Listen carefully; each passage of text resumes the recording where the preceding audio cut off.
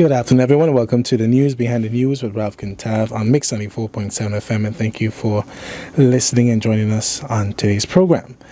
This afternoon, I have a dynamic gentleman here with me. Someone whose name may definitely ring a bell, and if it doesn't, well, it will be ringing from now. And that is Mr. Lenworth Wilson. Good to have you, sir, and thanks for being on our program. Good to be here, Dr. Kantav. In the making. In the making. In the making. Well, you've been bestowed an honorary doctorate for the work that you're doing. I appreciate that, man. I really do. So while there's a lot that I can say about you, I'll give you that. I'll give you the floor to do so, and if you could tell us a bit about yourself and what makes Lenworth. I guess I'll start where I'm from. I'm from the beautiful island of Jamaica, and my journey to being a part of the St. Martin process started somewhere back in 1997. My father moved here with bright prospects. He's from the dairy industry, and at one point there was a company in St. Martin looking to bridge into that. So he has a background in quality control for dairy, so ice cream, milk, eggnog, chocolate milk, all that lovely stuff that I grew up with. That, and he came to St. Martin to work in that field in 97, and in 2001, after September 11, all those plans crashed. The company shut down, and the family was, kind of in a limbo space, because a year before that, my mother moved here with a couple of my siblings, my two younger brothers, and so they really relocated here. And my sister and myself, we stayed back in Jamaica, finishing up our education. But yeah, so after that happened and the family decided that they were going to stay here, I later joined somewhere towards the end of 2004. I grew up with the mindset of not just receiving but giving. And the idea of it's better to give than to receive is understood from the context that if I'm in a position to give, then it's clearly better than in a position looking to receive. And so when I came here, I realized I've been given a lot of opportunities, a lot of things that would have probably been a little bit more challenging living on my own back home in Jamaica versus being here in St. Martin with my family. So I thought I should give back. And so that started at the University of St. Martin, and it bridged or ran over to the rest of the community. So most people know me from my community development and youth development activities or involvement, and that shaped a big part of who I am. And the next part is where people would say that if they see me, they see my other half. That's my lovely wife, Shermel, and my partner. A couple of days ago, we made 12 years married. Congratulations. Yeah. So 12 years married, and we do the big celebration in about a week or so from now. But congrats. Thanks, man. Yeah. That's the other half of it, finding that aspect of my journey here, and just seeing how it's impacted the rest of whatever I do, whether it's through youth and community development, it's through different organizations, or through ministry, because we're both believers, and through our faith and the different activities that we would take on, we've been partners together in trying to make a difference in that space. So that's a nutshell. That's beautiful. Well, time to crack the nut a bit. Yeah. And with that, one of the things I love for you to share on Lenworth actually is something that I've known persons to experience, but from the end of their parents, which is the situation that a lot of migrant families deal with, is having maybe all or some of your children abroad. So as a child, now on your end, what was it like, growing up in Jamaica and, mommy and daddy's basically not around necessarily? So by the time my parents left, my father left in 97, and he would, visit back and forth. I'll give away a little bit of my age now, because when he left in 1997, that time I was 14 years old, in high school, in fourth form, so looking to finish up. And he would, as I said, travel back and forth. Maybe every 3 to 6 months, he would be back home. And we would also come to visit in St. Martin. And then by 2000, that's when my mother left with my 2 younger siblings. So again, by 2000, I'm 17, getting a little independence. I'm out of high school. I'm coming to college. I'm starting to work, and because I had this idea in my mind that at 18 I'd be an independent man.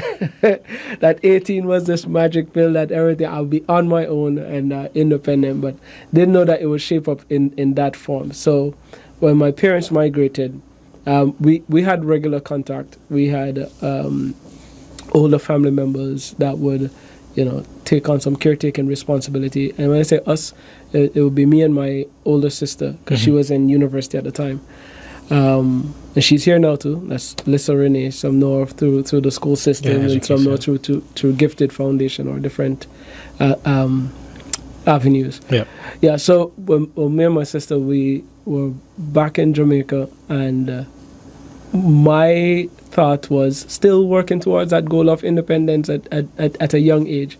And so I started going into entrepreneurship. I'll be going to school, and my parents would be sending a little allowance. I don't want to diminish the value by calling it a little, but they would do what they could. And so basically, every now and then I might get a $20 and it comes across as a big deal. Back home in Jamaica, you exchange $20, you get a lot of money in your hand. But I quickly realized that this money, one, it could become a form of dependency again, and that's not what I wanted. My dream was to be able to take care of my parents. And so I started investing. I call it investing now. Back then, I simply bought Kool-Aid, bought some plastic bag, and make pop. Gotcha. In Jamaica, we call it suck or serve along. And so in front of our house, there was an open lot where the boys from the neighborhood, they would come and they would play football. And when they were thirsty, they would run off the football field and come and turn on the tap in the front of the yard, drink their water, and run back on the field. I bought a lock. I locked the tap. But they would run off and they would buy pop. And then you had a market on the lock. Yeah. So, and then it grew from there, and to the point where by the time my parents returned to Jamaica for a visit a couple of years later, they saw the front porch of the house was converted into a snack shop. I was selling cookies, I was selling wristbands, headbands, anything sports related or food snack related. And I started going to community college, one bag with books and one bag with snacks and phone cards and sweets. Yeah, just selling. So with my parents being away, I took the challenge as that, to work towards my independence. It wasn't so much it wasn't a bitter thing, but I did miss them. I did miss the presence, because my parents are heavily involved parents. So their presence was missed, but I tried to make the most of it. Gotcha. Yeah. So how was it then officially moving to St. Martin, and in particular, making your home? Yeah. Well, I thought that it would have been just the easiest transition, just come back and be with the family. The only challenge is, again, I don't want to be dependent.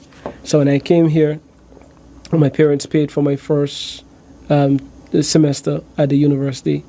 I just wanted to pay my way. And so I applied for a scholarship at the university, and I started working 2 jobs. One job at a place I won't name, but I used to get paid $20 a day, working like 8 to 10 hours. And I remember having a conversation with the owner. I know I look at it this way. The owner gave me an opportunity. It wasn't a big money business, So I understand that. But at the end of the day, it was one of those things that barely made ends meet. And so I was working long hours, and the second job that I was doing, I was delivering what we call hot selling. So delivering fast food for one of the fast food companies, but not based on your order. This is a hot bag, one of those insulated bags with some lunch, and go knocking on doors on Bush Road and Phillipsburg area, and asking people if they would like lunch from this restaurant today. And needless to say, I got some insults sometimes. But because people are kind of picky on just getting food from anybody. Exactly. And so it was popping up to you want to buy this food. I didn't order. So, but I did that, and at the end of the month, I would turn over that paycheck to the university. And after my first year, I got a scholarship, fully funded for the rest of my time at the university. So I'm thankful for that. Thankful for the University of St. Martin, because they played a big role in me going towards my goals. Yeah. So I do want to, didn't plan for it, if you don't mind, go into your story in terms of migrating here to St. Martin. I think because our island is made up of so many different persons from different backgrounds that we celebrate, and sometimes that we condemn. Depending on who you speak to, what forum you're at. But at the end of the day, for me, of course, stories matter. Every stories matter, because individual stories ties into your national story. So before I get into that, one thing I definitely was curious about as well, as I know you studied education. Yes, sir. So what was the motivation for studying education? Not business or accounting or hospitality or something? Because I'm entrepreneurial at heart. But while I was studying, my first degree that I studied while going to community college in Jamaica was a program called Computer Application and Business Studies, the CABS program. And while doing that program, you had to do volunteer hours. And I volunteered at an elementary school. Fell in love with teaching. Felt purpose. It felt just everything that you want to find in when you're looking for your career or want to go in the right step. That was it. I just felt like it was the right place for me, being in education. And so when I transferred over to the University of St. Martin, I still tried to do the whole computer and networking, and then it just didn't work out. It just wasn't working. Some of the lessons, some of the classes, courses were distance learning, and it just wasn't a fit. And I switched over to education, and one of the best decisions. So even though now I'm a practicing entrepreneur, I still work heavily in the field of education and youth development. Gotcha. Yeah. So with that, then, what was the main thing, would you say, that struck you, moving here to St. Martin, and in your process of making here home again, what were the different factors that really stood out to you in terms of how our country, how St. Martin treat people from elsewhere, and the hurdles you have to overcome in being adopted in a sense. Yeah, man. All right. So since you asked that question, and so specifically, I'm going to answer very honestly. Yeah, then that's what I want. I'll do some redaction so that save the names. But on one of my first encounters here, when I moved here to live, there was a youth forum being held at the dance school on Pondfield, John Narmany Center. Yeah. And I was sitting down inside and listening to the discussion, and I remember a young lady there raising the issue of St. Martin possibly having the observer status with CARICOM and getting more involved with the Caribbean community, and embracing our Caribbean neighbors, and the different ways that we look at our Caribbean brothers and sisters versus how we look at the Europeans or North Americans. And a prominent St. Martiner stood up in that meeting, and it shook me to the core. To this day, I remember he stood up and he said that he doesn't understand why we're having this nonsensical conversation, because we are not Caribbean people. We are Dutch. And he told the group, Wow. check your passport. And for me, and I'm not trying to be controversial, you know me better than that, Ralph, and I hope the audience would know better. For me, what struck me there was I'm coming from a place that this year we're celebrating 60 years of independence. And so I've never heard colonialism embraced. I've never heard it like that, Ralph. And it struck me, and then I went through phases where I would hear sentiments echoed, like, the popular phrase in "I from here," but not in a way of national pride, but in a way of exerting some level of superiority, or to impose inferiority on me or on others from similar background. And so I dealt with that.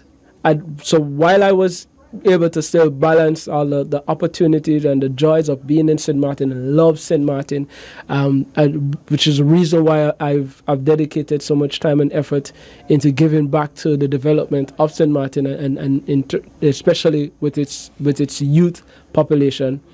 At the same time, I've tasted a bit of the ugly, and even when it wasn't directed at me, from an observation standpoint, is seeing that.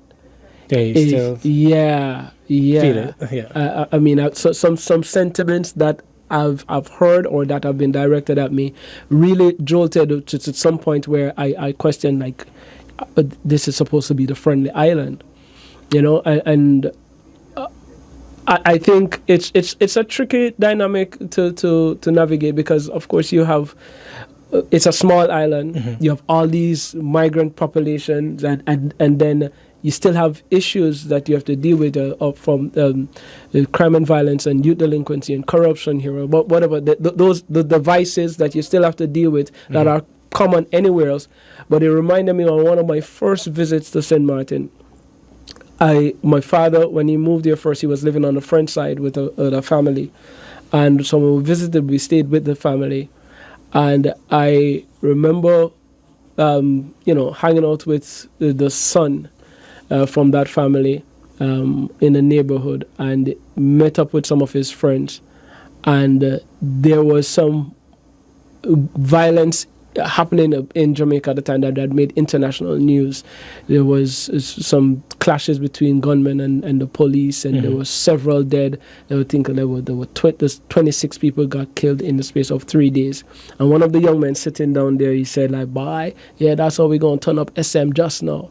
And I'm like, dude, that's nothing to aspire to, because St. Martin, north and south, can drop inside any city, parish, not even the parish, another city in Jamaica, and still get lost. So when you're seeing that happening in Jamaica, there's still people in Jamaica who've never seen violence play out in front of them. There's still places that you could go and escape it. I'm like, here as a community, it's too small for that. For some of the mindsets and some of the things that play out, it's too small. And I know over the years there's been some scapegoating. Because it's easy. I'm trying not to say anything that would come across as just controversial. Yeah. But just honestly, there's been some, if we're being real, there's been some scapegoating, because it's easier for us to point a finger and saying the problem is from elsewhere, rather than addressing some of the underlying issues that were homegrown. Exactly. And so in addressing it, my approach has been to just be a part of the solution. Because I have seen where migrants, where foreigners, as you'd have, come and make a nuisance, and I've seen where others have come and been a blessing to this island. True. And so to balance that conversation, I just choose a position to be one of those who's making a difference and call a spade when I see it. Yeah. Wherever it come from. So let's deal with the issue and not try to cover it over with some other. Correct. Yeah. Correct. Because in that it is exactly what we're talking is, among the list of taboos, Yeah. taboo topics, but it's things that really need to be, delved into because, for example, one thing particularly as you share the sentiment that you got directly, I'm pretty sure it's different, but especially coming from immigrant background, you feel it as well still, Yeah. So there are some realities that we do need to address. But the one thing I have noticed as well, as you rightly said, is sometimes you get this scapegoating of what was created, what was permitted, here. So and so even as we talk about helping St. Martin to get better, to progress, whether it's even along conversations on decolonization or independence and stuff. These we really have to get to the meat of the matter, and it can be uncomfortable, but it's part of that national healing as well. Exactly. And just that if any audience member might question, because of course I'm proud of my background, 100% all day every day. Yeah, of course, loud and proud. I'm a Jamaican, but St. Martin has been home for the past 17 and a half years. I know St. Martin better than I know Jamaica right now. If I go to Jamaica, I would be lost. It's been a while. Shamefully, I could say it's a long time since I've been back home. And missing out on another trip my family is making to go do a family reunion this summer. But St. Martin I love St. Martin, and I won't compete with a St. Martin to say if I love it more than you or not. But my thing is to make the fruit of my labor speak for itself. Yeah. It's by my action, and I think that's what it should be for all of us. The way that you treat from the idea of throwing garbage out your window, or letting out your sewage in the neighborhood, or the way that you treat your community, the people in your community. That argue with me from that standpoint to tell me how much you love your island. Don't just tell me you love your island because you have a flag on your car. Yeah.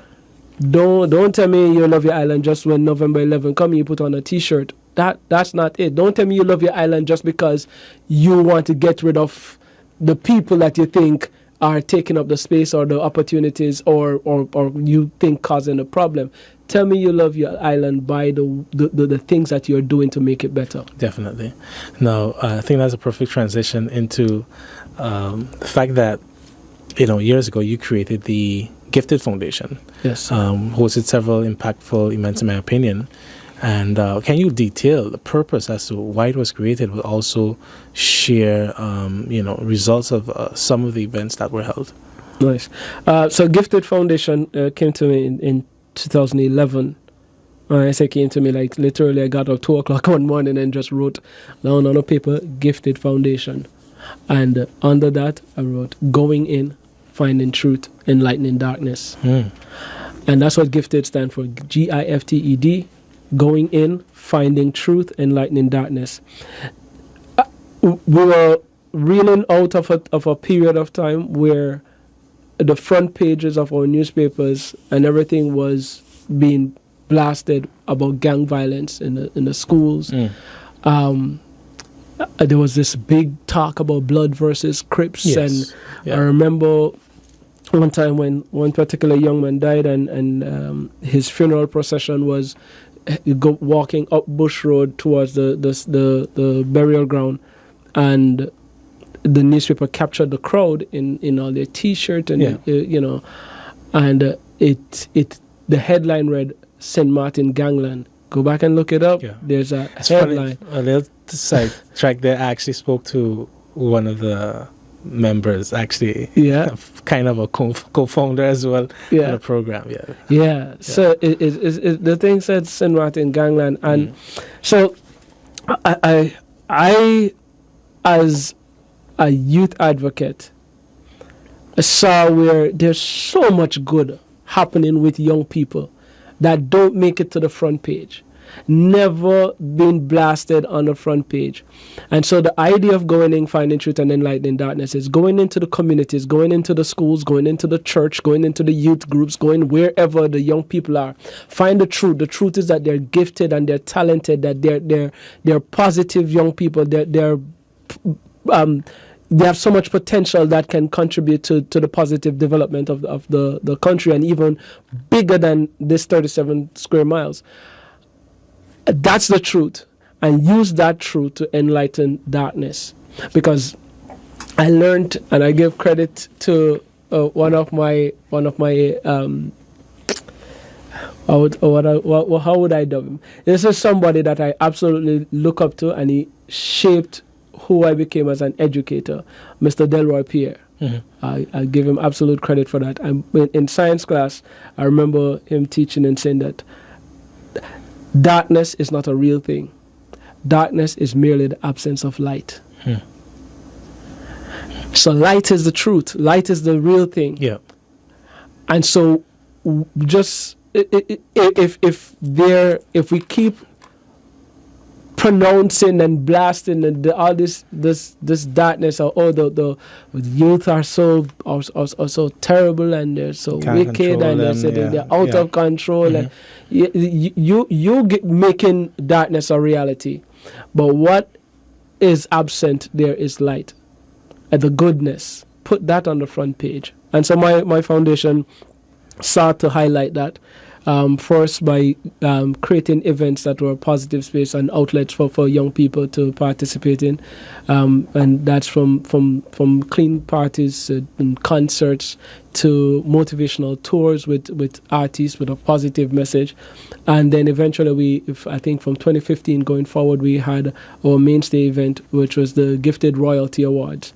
And the Royalty Awards selected 5 categories. It's very similar to what the governor now has as the Governor Youth Awards. Recently, so I think the only different category we have where he has environment, we have leadership.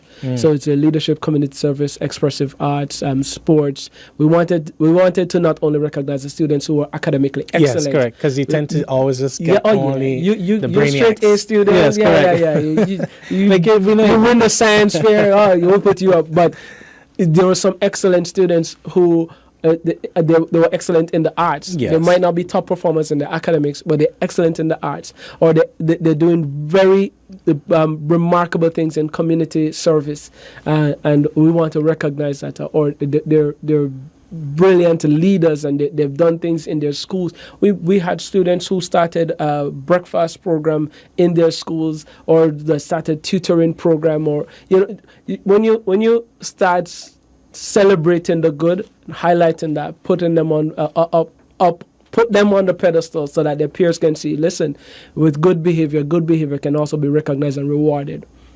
Then it's less likely that you will have this big inclination towards seeking negative attention. Yeah.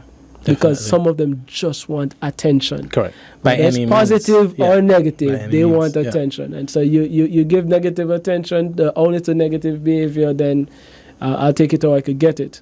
So we wanted to do the reverse. Okay. And give some positive attention. So I'd like to get in more into youth development, and along with some of the other initiatives or projects you started. But we're going to take a quick break, and we'll be right back with more on that topic. Good afternoon, everyone, and welcome back to the News Behind the News with Raf Kantav on Mix 94.7 FM, and thank you for sticking with us on today's program. This afternoon, I'm here joined with Mr. Lenworth Wilson, and basically, as we are speaking about youth development, and as someone who comes from an education background, one of the things I'm curious about, if you can share, is because I know that you've held after-school tutoring for years, yes. And I think it's interesting in particular due to you being able to observe the effect of what students from different schools go through during the day. Yeah. So from that standpoint, what would you say is missing from the usual education platform or system that fails to ensure that no student is left behind? We need more than this segment for that. What's missing? I'll start off with this, and again, this is no direct critique of any particular teacher or institution. I think in terms of the system, there's some things that are broken. I'll just try to name a few. So, one of the things that I see as an issue is that our schools don't accommodate well. And accommodation in the field of education is where you acknowledge that each student is an individual. They have different learning challenges and or aptitude, and so you have to plan differently for them. But our system fails in that respect, because if one teacher has 25 students and you try to accommodate those 25 differences by yourself, it's next to impossible. And so we miss out on some of that accommodation. The next part is we're constantly told how much of the budget is allocated towards education without regard for whether or not it's sufficient. If we can't afford assistant teachers to lessen the load on a classroom teacher, then each student is going to get less attention. But beyond that, there are certain subject areas that require specialist education or facilitators. Yes. So you don't expect every single classroom teacher to teach gym. And so we underestimate the need for health and physical development in elementary school.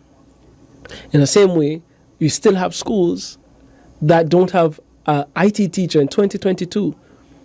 So we expect classroom teachers to be proficient enough with technology to teach these children, the children who are more advanced than their classroom teacher at technology. The reality is a lot of teachers hated math in primary school, high school, college. They don't like math. They don't want to see it. They don't understand it. They don't get it. They never had a good experience with math, but they're expected to teach math. So we need to have specialized instructors even at the elementary level. I think that the way that we assess students leaving elementary, going into secondary, sometimes set them up for failure. Because again, those who thrive academically, and you know that image where the tests, you have the fish in the tank, you have the monkey, you have the giraffe, you have all these different, the elephant, and they're all given one test: climb this tree, to test if their level of excellence. Yes, correct. Capacity, and when you have students who end up in our vocational schools, not because they passed a test to go to the vocational school, but because they failed the one academic test that you gave, how am I supposed to go to school not feeling like a failure? How am I supposed to behave when I'm here because I'm a failure? I didn't just fail because the entire system is based on a number or letter grade. I have to get this score to somehow measure my worth or my value as a student. And so when I don't get that score, then I end up, I'm placed here. So at some point it starts defining the students, because these students, a part of the Rights of the Child Convention guarantees that we develop the whole child. And we as duty bearers, whether it be the institutions and schools or government as a whole as duty bearers, that's part of our responsibility to develop the whole child. So when that child is gifted in even the vocational areas, it is our responsibility to develop that properly and not just treat it as that any student who at the age of 12, 13 perform poorly on this exit exam is now automatically a vocational student. And they must somehow, because at 12, 13, a decision is being made to affect the rest of their life.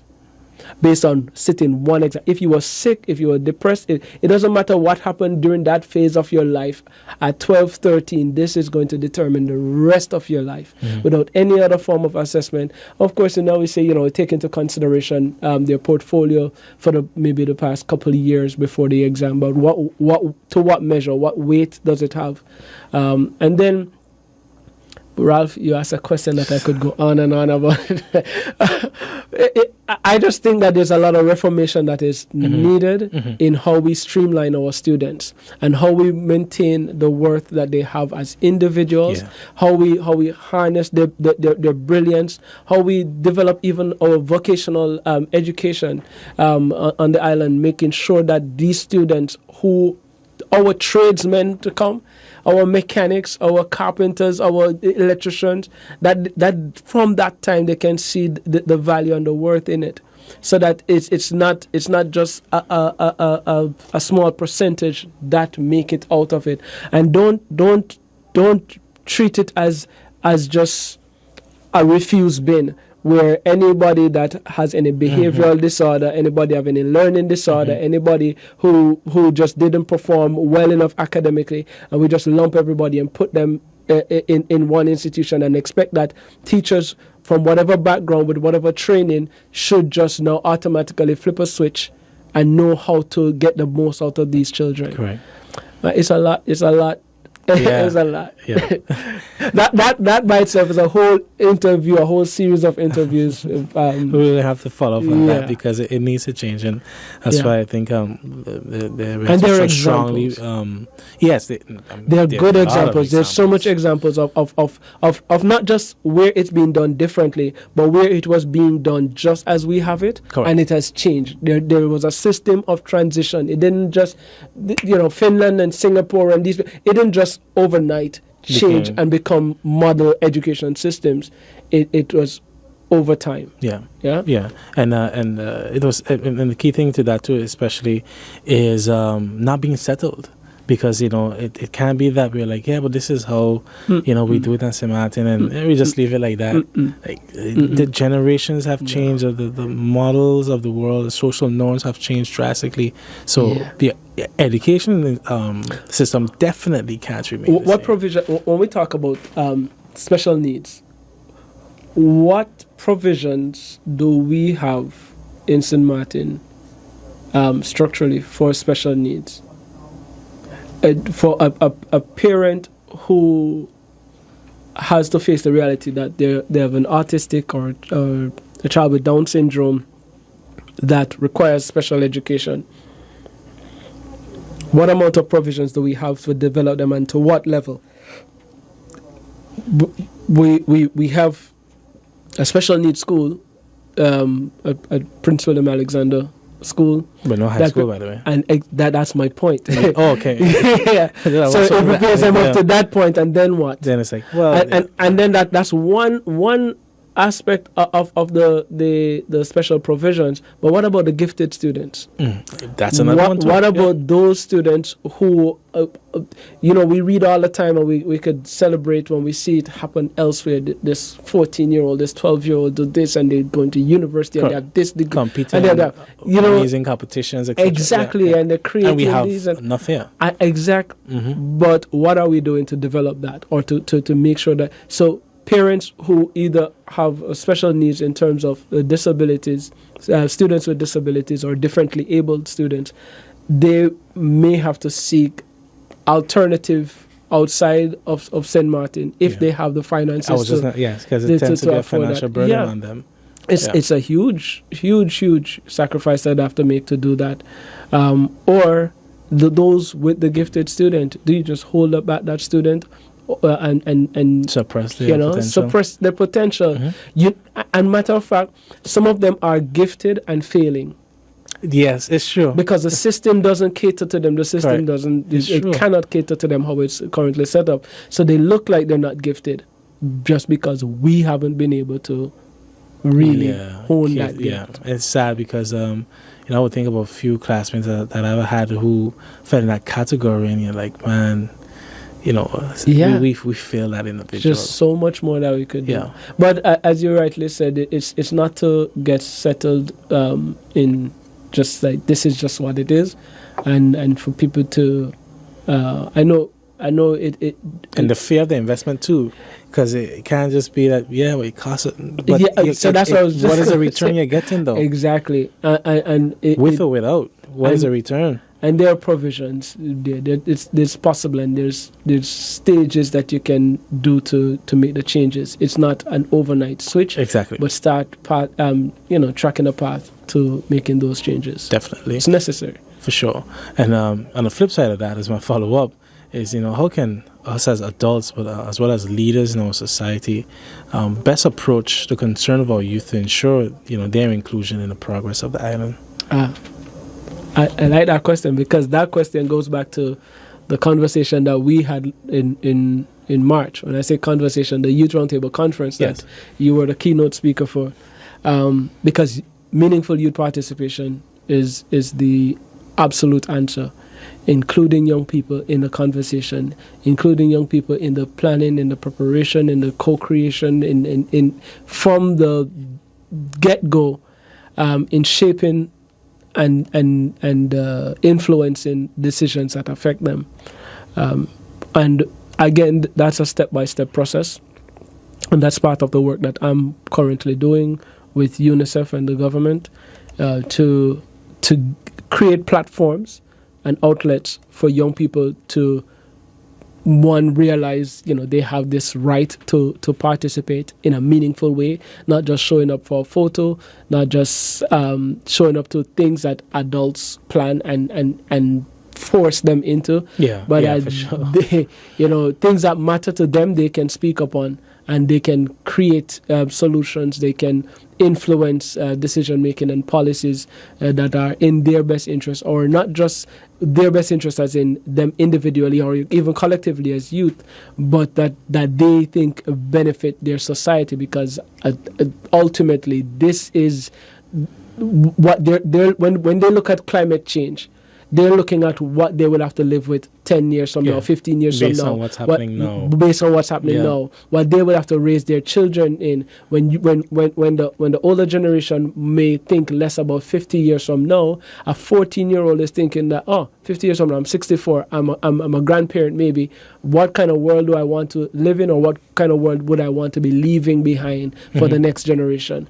And so we have to include them in the conversation from now. Yeah, definitely. And even one of the things I realized is that even from a private sector standpoint, because you would notice, particularly in the weekends at night, sometimes you see a bit too many, young folks walking around the road, no supervision. And I think what would definitely add to that is, businesses that are catered to families on a whole, but even particularly, young folks, teenagers and so forth. Yeah. So that is also, the private sector has that responsibility, as far as I remember catering towards them. I remember years ago when family would go to like the bowling alley, and you could go with a group, and that's something that a family could do together. And then there are different little things pop up here and there. But now, what's the family going to do together? Go to the park? That's nice. But then what else? What other things are the young people interested in that they could do? Go to the movies. And then, so after a while, when we don't have enough outlets and things of their interest, and but I believe also empowering them to create those solutions is the answer. Not just creating the solutions for them, because they're not problems to be solved. They're not just beneficiaries. They are creative problem solvers. Yeah, and then part of that too, which is what kind of has led to some of the, basically in point the discussion that we're having, is what's not done at home. Yeah. And the challenges of families family maintenance, setting values and so forth that lead to what we've discussed in the different things that we've seen as well. Yeah, and I was taking note of the Prime Minister's forum recently on family as a core of our society, and some of the presenters and the discussions that came out of that. And it's interesting, just even to consider the reality of the different types of families that we have now. Yeah. Because the last presenter, Dr. Charles, he pointed out that, we're quite some distance removed from talking about a family as just either single parent or a nuclear family. Now we need to stop leaving out of the conversation some of the child-led families. And this is not just from teenage parents. This is from siblings raising siblings. Yeah. And so when sometimes you see some of these misguided or unguided youngsters out on the street, sometimes it's another teenager that's at home assuming the or a young adult assuming the responsibility of parenting this child. And so looking at those realities and what we have in our system to support those realities, I think that's a big part of the challenge. But again, it's something Dr. Charles also shared in that presentation. I think it was very interesting when he shared on the inclination to go with. I'm trying to remember exactly how he phrased it. He said, instead of doing evidence-based policies, we're doing policy-based evidence. So that policies are being created and then we go out and seek the evidence to support those policies rather than going out and doing the investigation, talking to the people, finding out what are the needs, what are the realities that are set on the community, and then create policies to address those. So I think that was a quite an interesting take. And I don't want it. I would hate to leave the sentiment that this all rests on government, because when people hear the term policy, they think that just a government issue. But even within the family structure, even at home, even in your community, in your neighborhood, start having those conversations. Start seeking ways that you can be more inclusive with young people to let them be a part of the change that you're hoping to make, because they are the ones that will have to sustain it and pass it on. Correct. That idea of parenting from before, where you're very conscious of passing on a message and passing on values. And I think we're losing that to some extent, because social media pass on values. Yes, yeah. The TV pass on values. The music pass on values. The teacher pass on values. Everything else is passed on, and so it's less intentional by the parents. But whether you're intentional about it or not, you are teaching. Correct. Whether you as parents, whether you're intentional about it or not, you are educating your children. They watch everything you do. They watch. Yesterday was Father's Day. And I always tell fathers, listen, when your son is in the back of the car and he's driving with you and he see you keep putting your head out the window, breaking your neck to look at the young lady that passed, or making some sly remark, he might not say anything, but he's learning. He's registering, yeah. He's processing it, and he's learning. So you're teaching him that. And at home, when mommy giving daddy the cold shoulder and not talking to that, they're processing all of these things, and so you're constantly teaching, and it's a challenging space to exist in, because especially when children start being parrots and repeating everything you say. Now you have to be guarded with your speech, but be guarded with your speech. This is the part that you chose. You must be guarded with your speech. It's not something that you can avoid. And I see now some people are just more carefree with it, so they are going to live their life however, regardless of the fact that there is a constant student in their presence. Yeah, definitely. I'm glad you said that, because you basically answered one of my other questions with that as well, particularly as it relates to widening, bridging the gap Yeah. That we see, because with that detachment, it means a lot of valuable information, knowledge, and skills are being are being lost, in a sense, or becoming weakened. So even as there are various transmitters of that same information, it's important that parents are, who children get it first. Yeah. That as a parent, if you don't have it, you may not sacrifice to be able to share it with your child. And be connected, because, you don't want to be speaking at a wall. You don't want to be speaking a language that the child doesn't understand. So you also have to realize that besides your influence, your children are going to get influence elsewhere. Go and check out the influence. Listen to their music. It's not going to kill you. It's not going to burn off your ears. Listen to it. Take the phone and listen to someone with them listening. And communicate. Yeah, communicate. If you have an issue with it, let them know why there's an issue with it. Have a conversation. Exactly, yeah. Have conversation. I'm saying don't just take shut it down and then start yes. tearing up these children. No. Yeah. Make sure you be able to have conversations with the children. And then some of the things that they listening to, you probably say, that's adult content, so you could listen to it and they can't. But again, when you're enjoying it, they're gonna enjoy it with you too. But it's like, I remember when I was younger, and they were criticizing the music that we were listening to. And they named, I think they said something like, you're listening to Shabba Rankin and Shabba Rankin or somewhere. I'm like, Shabba? We were listening to Shabba that time, And it's the same thing now. Imagine a parent coming and talking about, I'm listening to 50 Cent. Them children ain't listening to 50 Cent. You're out of touch, they'll laugh at you. So get to know, and it's important that you get to know. Important that it might sound like just mumbo jumbo, but the things that they're putting in music now, I've done some presentations on it, where drugs, and when I say drugs, it's not just weed songs. Talking about the abuse of prescription medication is being promoted in this music heavily. And we've seen issues with it in schools and seminars. Oh yeah, definitely big issues. Sometimes those videos that used to circulate with school fights and students want to fight teachers and all kind of thing. Some of these children were popped up on pills. Pill distribution within the school system is a big thing, and so just understanding that your children are listening to a message from somebody who is self-soothing.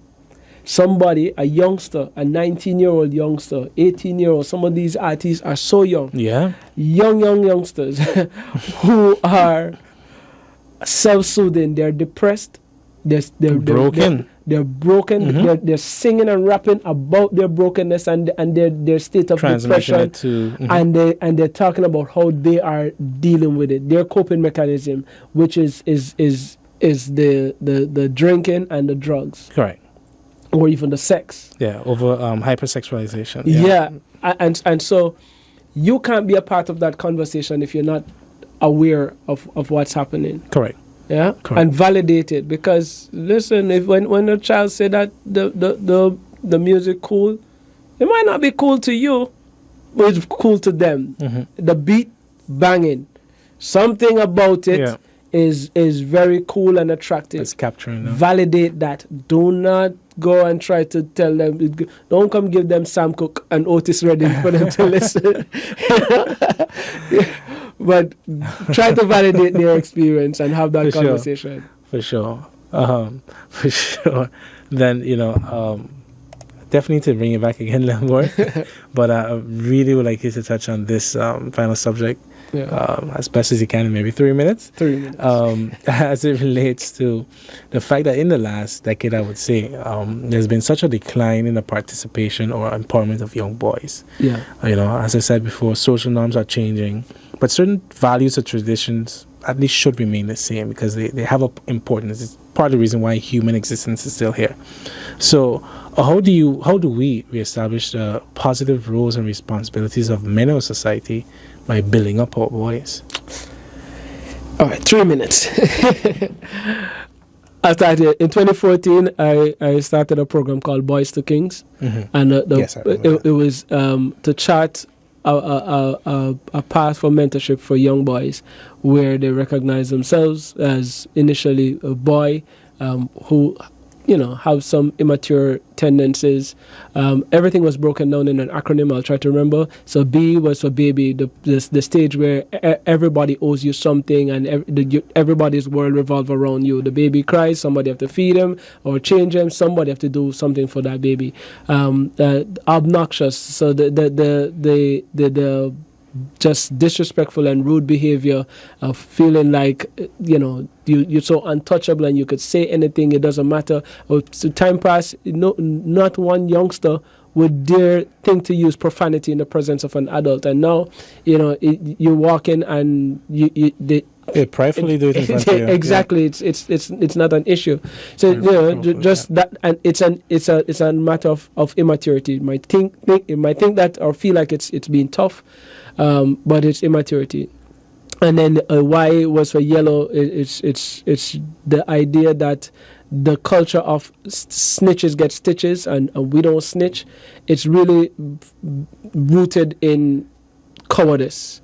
Because when something happened to you or your loved one, you want somebody to tell you who did it or what happened. So now when it's otherwise, and you are in a position to do the right thing, snitches get stitches, we don't talk. And then we transition from there into manhood, and being a man is the maturity, accountability, and we use the term niceness. Because being nice is, everybody feel like they have to have a screw face. Being nice, the nice guy finish last and all that nonsense talk. Right. Or being accountable, understanding that, listen, at certain stage, people expect something from you. Just the same with maturity. If you see a mango on the tree, it's green. At some point, it's expected to ripen. Yeah. And we must be able to partake of that fruit. And then the final stage was king, where you realize that I'm not just responsible for me, but I am supposed to be a benefit for my community. A king takes care of his kingdom. And so that's the next level. So not just being a man, but becoming a king, being kind, embracing your intellect and your intelligence, whichever field that may be, and it doesn't have to be an academic thing. Be natural, feel comfortable in your skin, and be you. And then G is growth. We must be growing. But for all these things, for those phases to be boys, taught, yeah. We have to go from that idea of boys will be boys to saying boys will be boys until they're taught to be better. Yeah. And so that last phase, it calls on men to be mentors. Yes. And so we have to see some mentorship programs being properly structured and sustainable, and then we probably can see some meaningful strides in that area for youth development. For sure. Well, like I said, I'll definitely have you back again, Lenworth, because there's so much more we can pray and get into. Yeah, man. But again, I just appreciate, bringing about awareness, hoping that, the right people will hear these conversations and will lead to some change or some advocacy as well.